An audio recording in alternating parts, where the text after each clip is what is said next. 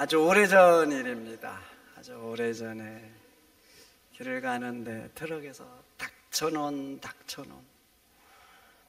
닥쳐놓은이 도대체 뭐야? 설마 닭이 1,000원? 보니까 묵은 닭을 1,000원씩에 팔고 있는 거예요. 묵은 닭. 먹이는 잘 먹는데 알은 낳지 못하고 오래 살아서 텃세가 있고 주인 돈이 타는 닭.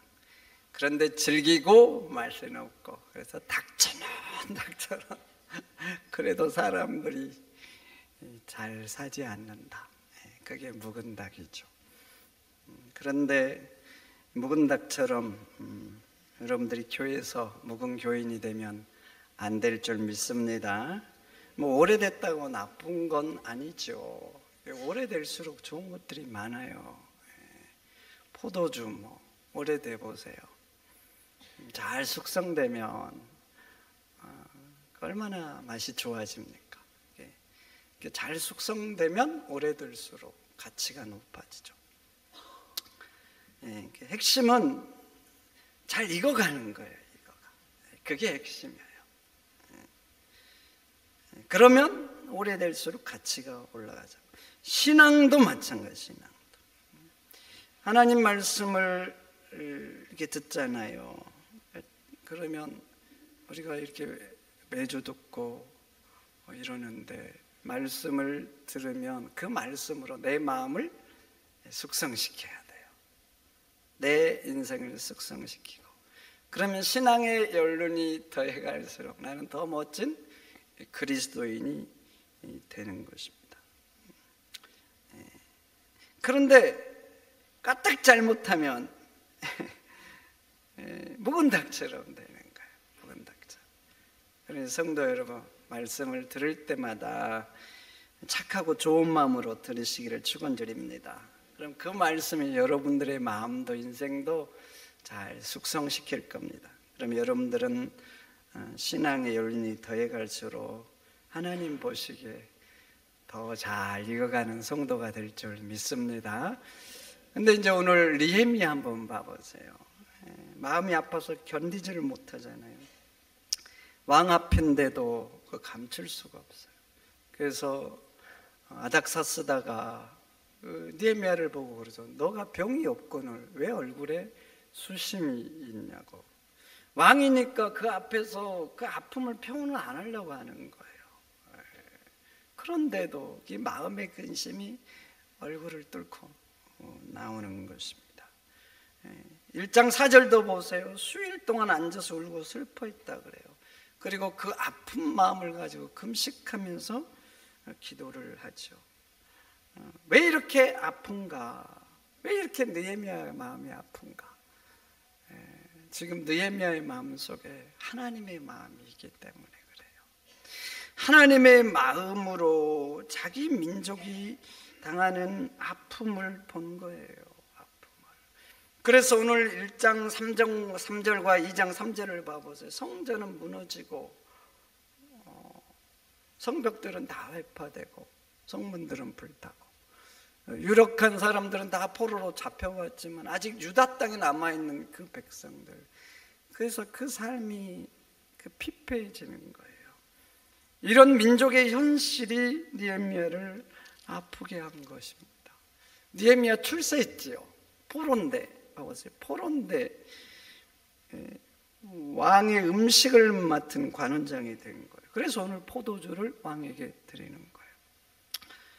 여러분, 왕의 음식을 맡았다. 고대, 이건 왕이 굉장히 신임하는 사람이에요. 왜냐하면 고대 왕들은 항상 암살에 대한 위험을 가지고 살아가는데 가장 빈번하게 암살이 이루어지는 게 음식을 통해서 이루어지는 거예요. 그러니까 왕은 자기가 먹는 음식을 맡은 사람, 이 사람은 왕이 절대로 신뢰한 사람이 맞는 거예요. 그런데 느헤미야 포로잖아요. 포로. 그런데 왕의 신임을 받는 이는 관원장이 됐다. 큰 성공을 한 거예요. 그러니까 느헤미야는 말이죠. 그렇게 이제 살 수 있는 거예요. 살 수. 뭐 이제 성공했으니까. 그런데 자기 편함으로 끝나지 않는 거예요. 자기 민족의 현실이 아픈 거예요. 아픈 거. 그런데 하나님의 마음이 그래요. 하나님의 마음이 우리를 사랑하시잖아요. 여러분, 사랑 없이 보면 어떤 사람이 악을 행하면 밉지요. 미워. 그런 인간 망하면 좋겠고, 어떤 악한 인간들을 보면 저런 인간들 때문에 지옥이 필요하다고 이런 생각도 들잖아요. 근데 사랑이 있으면 안 그래요. 미운 게 아니라 아파요. 빗나갈수록 가슴이 미워지고 견딜 수가 없는 거예요. 근데 하나님이 인간을 보면 그러신 거예요. 얼마나 아프시면 자기의 독생자를 십자가에 내어주시겠습니까? 이게 견딜 수 없으신 거예요. 그런데 느헤미야에게도 이런 하나님의 마음이 있는 거예요. 그래서 수일 동안 일을 못하고 울고 슬퍼하고 금식하면서 기도를 하는 것입니다. 1장 4절 이에 그래서 그 기도에 대한 내용이 쭉 나오잖아요. 얼마나 애절하고 처절합니까? 얼마나 간절하냐고. 하나님, 이 백성에게 긍휼을 베풀어 달라고, 하나님의 권능과 강한 손으로 우리를 주의 백성 삼았으니 우리의 죄악을 용서하시고 우리에게 은혜를 베풀어 달라고. 이렇게 간절히 하나님 앞에 애원하잖아요.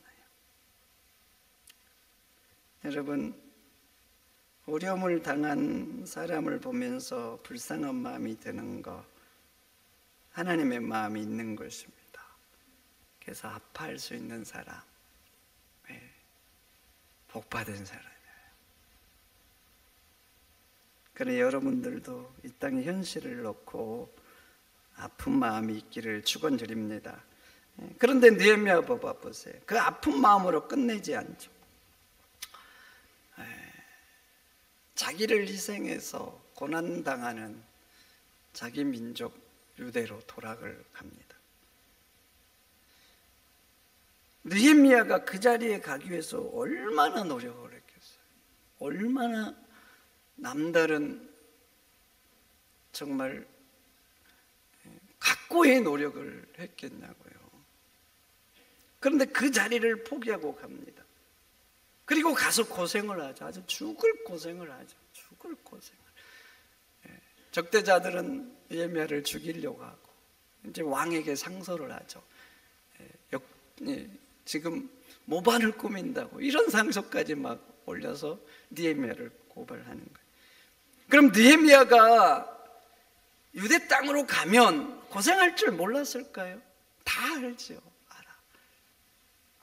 그래도 가는 거예요. 그래도. 여러분은 어떻습니까? 믿지 않는 사람들을 보면 안타까운 마음이 듭니까? 아픈 마음이 좀 있냐고요. 저 사람들은 그냥 좋은 집에 사니까 뭐 괜찮아 그런 거예요?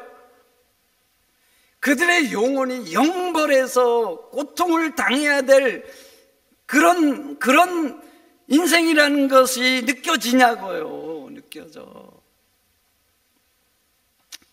세상의 약자들이 힘겹게 살아가는 것을 보면 불쌍한 마음이 드십니까? 나는 잘 먹고 잘 사니까 뭐 괜찮은 거예요? 그들의 아픔이 느껴지시나고요. 인간의 이기심과 탐욕 때문에 고통당하는 세상의 피조물들의 그 아픔이 느껴지세요? 인간들 때문에 함께 살아야 될 이 지구상에 많은 피조물들이 있어요. 인간들 때문에 얼마나 고통을 당합니까? 그래서 요즘 막 그들이 반란을 일으키죠. 막 반란을 일으켜 막 기후변화 막 아픔을 막 표시하는 거거든요. 당신들 좀 제발 그러지 말라고. 그런 걸 보면 무슨 생각이 드세요? 우리 인간들 때문에 고통당하는 피조물들의 그 아픔이 느껴지세요? 느껴지는 거 감사한 거예요. 근데 성도는 안타깝고 그 불쌍한 마음으로 끝이 나면 안 된다는 겁니다. 불쌍한 마음으로 아픈 마음으로 끝나면 세상이 바뀌는 게 뭐가 있겠어요? 아무것도 바뀌지 않습니다. 만약 하나님께서 우리 인간을 보면서 안타깝고 불쌍하다, 아파하시고 그렇게 끝난다면 우리가 과연 구원을 받을 수 있을까요? 우리는 여전히 죄 가운데 있다가 영벌에 처해지게 되는 거예요. 영벌에. 굶주리고 헐벗고 있는 사람들을 보면서 안타깝다, 불쌍하다 그렇게 끝나면 그들에게 달라지는 게 뭐가 있겠어요? 달라지는 게 아무것도 없죠.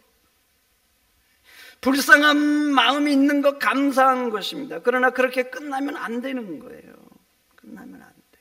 그들을 도울 때 이 땅에는 생명의 역사가 일어나는 거예요. 그런데 많은 사람들은 불쌍히 여기는 그 마음으로 끝이 납니다. 왜 끝나는 줄 아세요? 그 마음의 행동을 하면 한 가지가 필요한 거예요. 한 가지. 그 한 가지가 뭐냐? 자기 희생이 필요해요. 자기 걸 내어놔야 됩니다. 내 물질 내어놔야죠. 내 재능, 내 시간, 내가 누리는 것들 다는 못 내려놓지라도 얼마간 내려놔야 돼. 포기해야 되는 거예요. 그래서 많은 사람들은 불쌍한데 안타까운데 그것으로 끝나고 마는 것입니다. 그러니 성도 여러분, 불쌍한 마음으로, 안타까운 마음으로 끝내지 마시고 돕는 행위로 가시기를 축원드립니다. 그게 그리스도인이에요. 그게 그리스도. 그렇게 하나님이 자기를 포기하셨기 때문에 우리도 구원받고, 그렇게 해야 세상이 달라지고 생명의 역사가 일어나고 하나님의 나라가 되는 거예요. 그렇게 해야 될 존재가 바로 여러분들이에요. 느헤미야 또 하나 위대한 점이 있어요. 자기가 맡은 일에 마음을 다했다는 거예요. 오늘 본문 봐보세요. 왕이 묻잖아요. 왜 근심하냐고. 그래서 이제 느헤미야가 말하죠. 우리 민족이 아픈 현실 때문에. 그래서 나를 보내서 무너진 성을 건축하게 해달라고. 근데 왕이 이 말을 듣고 느헤미야를 보내줍니다. 그래서 적극 도와줘. 더 신기한 것은 그때 왕비가 옆에 있었는데 왕비도 적극에 도와줘요. 그래서 성을 건축할 자재도 동원해주고 심지어는 군대 장관과 마병도 지원해줍니다. 왕 입장에서 보면 느헤미야 한낱 관원 아닙니까? 관원. 이렇게 적극적으로 자기 자식처럼 도와줄 일이 뭐가 있어요? 적당히 해줘도 되지. 근데 이렇게 정말 적극적으로 도와주는 거예요. 왜 이렇게 적극적으로 도와줄까요? 첫째는 하나님의 은혜죠. 그래서 느헤미야가 오늘 그래요. 하나님의 선한 손이 도우사 왕이 나를 이렇게 돕게 했다 그래요. 하나님이 왕의 마음을 움직이신 거예요. 여러분, 하나님이 도와주셔야 될 줄 믿습니다. 그게 먼저죠. 그런데 봐보세요. 왜 하필 느헤미야를 통해서 이렇게 하나님이 일하시냐는 거예요. 왕이 왜 그렇게, 수많은 사람들 있잖아요. 근데 하나님이 느헤미야를 택한 거예요. 느헤미야. 그리고 왕이 느헤미야를 보면서 이렇게 도울 수 있는 마음을 갖게 한 거예요. 왜 느헤미야를 통해서 왕이 이렇게 도운 마음을 갖까요? 왕과 왕비가 매일 경험한 거예요. 매일. 무엇을 경험했겠어요? 자기가 맡은 일을 얼마나 충성하고 자신들을 얼마나 정말 마음을 다해서 섬겼는지 그걸 매일 경험한 거예요. 그걸 경험하지 않았어요. 대충 했어요. 그래도 왕과 왕비가 이렇게 도와주겠어요? 어림도 없는 소리 아닙니까? 그런데 느헤미야 입장에서는 이렇게 마음을 다해서 일을 하고 왕과 왕비를 섬기는 거 쉽지 않죠. 왜 그러냐면 아닥사스다가 누굽니까? 누구예요? 자기 민족을 멸망시킨 나라의 왕이지요. 왕. 그래서 성전도 다 무너지고 성들도 다 회파되고, 그래서 자기 지금 남아있는 그 민족이 정말 피폐한 생활을 하는 거 아닙니까? 그런데 이 나라의 왕을 이렇게 섬긴다? 그것이 쉽겠어요? 그런데요, 느헤미야는 그럼에도 불구하고 하나님께서 나에게 일을 맡기셨다는 마음으로 하나님을 섬기듯이 왕을 그렇게 잘 섬긴 거예요. 골로새서 죽게 하듯 하라, 이 말씀 있죠. 죽게 하듯 하라. 이 말은 바울이 로마 노예들에게 한 말이에요. 그 당시 노예들 잘 아시겠지만 물건 취급받았어요. 실제로 물건으로 여겼고, 그래서 생사의 여탈권이 주인에게서, 죽여도 법적으로 제재를 주인은 받지 않아요. 왜냐하면 물건인 거예요. 물건. 병든 노예는 갖다 버리라는 게 그 시대의 풍토예요. 왜냐하면 물건인데 이제 쓸모가 없었잖아요. 그러니까 버리라는 거예요. 늙은 노예에게는 먹을 걸 주지 말라 그래요. 효용성이 떨어진 거예요. 완전 물건 취급하죠. 그러니까 사고팔고 그러는 거예요. 사고팔고. 주인들은 그렇게 자기를 대요. 그런데 바울은 예수님을 믿는 노예들에게 말합니다. 그 주인들 죽게 하듯 하라고. 사람들은 사회 구조를 바꾸려고 합니다. 맞아요. 사회 구조가 좋게 돼야 됩니다. 그래야지 좋은 세상이 되죠. 그래서 나쁜 법들은 고치고 좋은 법을 자꾸 만들어야 돼요. 약자들을 보호하고. 그래서 법 안에서 그래도 보편적으로 보호를 받을 수 있도록 해줘야 되는 거예요. 그런데 예수님은요, 사회 구조보다는 사람에 관심이 있어요. 그래서 사람을 바꾸려고 해요. 사람. 서로 사랑하는 관계, 서로 사랑, 이걸 만드는 게 예수님의 관심이세요. 한번 봐보세요. 서로 사랑해요. 그래서 노예는 주인을 대할 때 죽게 하듯 하는 거예요. 그 주인은 노예를 자기 자식처럼 사랑해요. 그러면요, 이 사랑의 관계가 사회 구조를 넘어갑니다. 어떤 구조냐? 이런 걸 넘어가는 거예요. 그래서 세상의 진짜 문제는 구조의 문제가 아니에요. 물론 구조를 잘 바꿔야 돼요. 왜냐하면 세상이 악하니까. 근데 진짜 문제는 사랑의 문제예요. 사랑이 없기 때문에 그래요. 아무리 좋은 구조를 만들어도 서로 미워하고 이기심에 넘쳐나면 그 중에 항상 고통받을 사람들.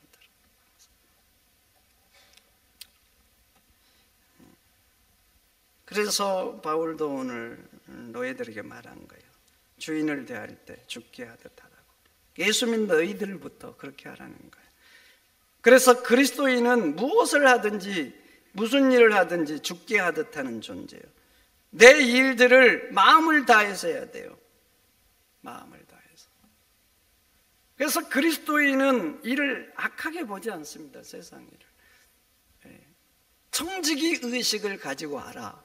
이게 예수 믿는 사람들이 일을 대하는 자세예요. 그리스도인은 말이죠, 이 일을 어쩔 수 없이 하는 존재가 아니에요. 먹고 살기 위해서 하지요. 그러나 거기에 더 중요한 한 가지가 있어요.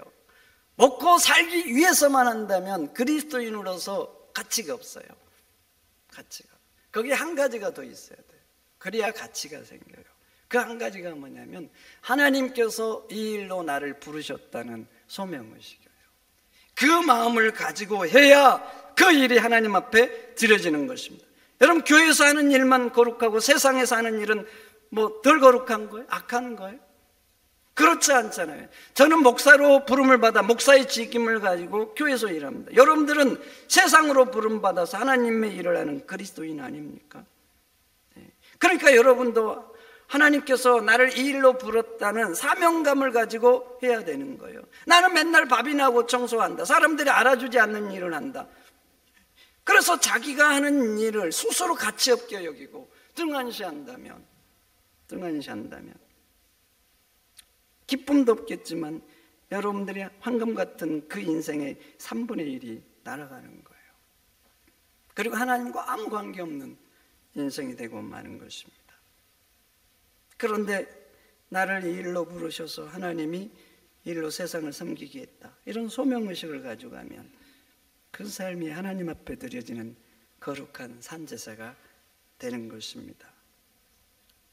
세상 사람들은 직업을 가지고 가치를 먹이잖아요. 직업을. 그래서 뭐 하냐가 굉장히 중요해요. 뭐 하냐. 여러분들도 자식들 누구 사귄다 하면 뭐 물어보세요? 물어봐도 소용없습니다. 이미 자식들이 잘 선택했어요. 믿으세요. 그냥 그 직업이 마음에 안 들면 어떻게 할 거예요? 여러분들이 끝낼 수 있어요? 예, 못 끝냅니다. 그냥 축복해 주시면 돼요. 나는 너를 믿는다. 얼마나 자식이 감사하겠어요. 예. 이게 뭐 하냐가 굉장히 중요해요. 뭐 하냐. 근데 하나님은요, 그 뭐 하냐가 안 중요해요. 네 농사하느냐, 뭐 철을 만드느냐, 뭐 주부로 일하는 그런 거 가지고 가치를 먹이지 않아요. 어떤 마음으로 어떻게 일하는가, 이게 중요해요. 그걸로 세상의 삶을 평가하는 거예요. 평가. 그래서 성도 여러분, 어떤 일을 하든 사명감을 가지고 하시기를 축원드립니다. C.S. 루이스가 말했어요. 하나님께서 청소부나 구두 닦기보다 학자를 더 거룩하게 보시겠는가? 이렇게. 아니다 그랬어요. 아니다. 그 시대에는 뭐 청소부나 구두 닦는 사람들을 무시하고 학자들을 더 쳐주는 분위기인 거예요. 그래서 사람들이 그렇게 하니까 하나님은 그렇게 보시지 않는다 말을 한 거예요. 저도 여러분들에게 말합니다. 하나님께서 여러분들이 하는 직장 일이나 아니면 농사하는 거나 주부로 일하는 거, 이런 것보다 목사 일을 더 거룩하게 보시겠습니까? 그러실 것 같아요? 그러시면 좋겠어요? 단호하게 말합니다. 아닙니다. 아니에요. 하나님 앞에서는 다 똑같아요. 제가 천국 가면 하나님께서 너 목사의 직임을 감당했으니까 내가 더 대우해 주겠다, 그러시겠어요? 아니지요. 아니요. 어떤 마음으로 어떻게 섬겼는가, 이게 핵심인 거예요. 핵심. 제가 언젠가 여러분들한테 이런 유머했죠. 한 장로님이 천국에 갔는데 식사하려고 식당에 갔는데 천사가 서빙을 안 해주더래요. 아무리 기다려도. 그래서 천사를 불러서 아니 나는 왜 서빙 안 해주냐고. 저 사람들은 다 해주면서. 그랬더니 천사가 말했대요. 장로님은 셀프입니다. 장로님은 세상에서 대접 많이 받으셨잖아요. 그래서 천국에서 셀프입니다. 장로님이 자기 교회 담임 목사님 생각이 났대요. 그리고 우리 목사님 어디 가셨는데? 천사가 말했대요. 배달 나갔습니다. 네. 아픈 유매죠. 아픈 유머 목사로서. 근데 목사라고 하나님께서 그 직임했다고 더 가치 있게 대접 안 하신다는 거예요.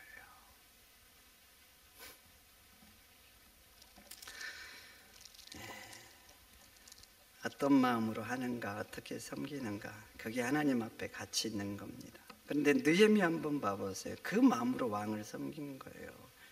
그러니까 자기 민족을 멸망시킨 나라의 왕이지만 마음을 다하고 맡은 일, 그 현장에서 그래도 하나님의 일할 수 있잖아요. 하나님의. 그렇게 한 거예요. 그렇게 섬기는 걸 왕도 왕비도 매일 본 거예요. 그러니까 감동해서 그렇게 느헤미야 아픔에 동참해주고 성을 재건할 수 있도록 도와준 겁니다. 여러분 세상 일이다, 이것은 집안 일이다, 사소한 일이다 하지 마세요. 세상 사람들이 작은 일이라고 해도 소명감을 가지고 하세요. 그러면 그 일이 하나님 앞에 드려질 겁니다. 드려질 거예요. 그리고 그렇게 마음을 다해서 할 때 세상이 바뀌는 거예요. 그래서 여러분들은 누구를 대하든 죽게 하듯 하시고 무슨 일을 하든 주님의 일을 하듯 그렇게 하시는 우리 골략교회 성도가 되시기를 축원드립니다. 축원드립니다. 하나님 감사합니다. 오늘 주신 말씀 마음에 잘 새기고